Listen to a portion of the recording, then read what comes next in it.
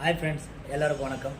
இன்றைக்கி ஜூன் 22. இன்றைக்கி என்ன ஒரு ஸ்பெஷலான டேனா, இளைய தளபதி விஜய் அண்ணனுடைய 50வது பிறந்தநாள் இன்றைக்கி.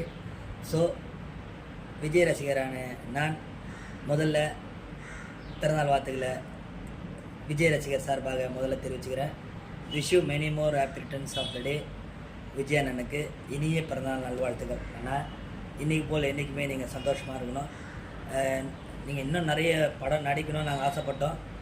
நீங்கள் வந்து அரசியலுக்கு வந்ததுனால இதோட நான் படம் நடிக்க மாட்டேன்னு சொல்லிட்டீங்க. அதுதான் எங்களுக்கு ரொம்ப சின்ன வருத்தமாக இருக்குது. நீங்கள் மேலும் மேலும் நீங்கள் படம் நடிக்கணுன்றது எங்களுடைய ஆசை.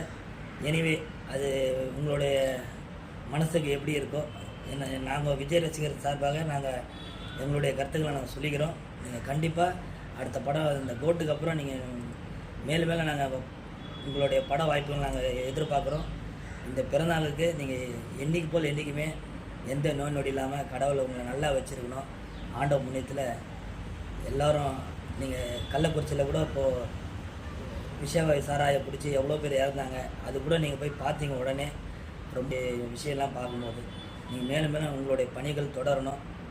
ஸோ இந்த பிறந்தநாளுக்கு விஜய் ரசிகரான நான் கோடம்பாக்கம் டிக்டாக் ஷாம் என்னுடைய பிறந்தநாள் வாழ்த்துக்களை மீண்டும் தெரிவித்து எங்கள் அண்ணனுக்கு நன்றி சொல்லிக்கிறேன். Wish you many more happy returns of the day. God bless you.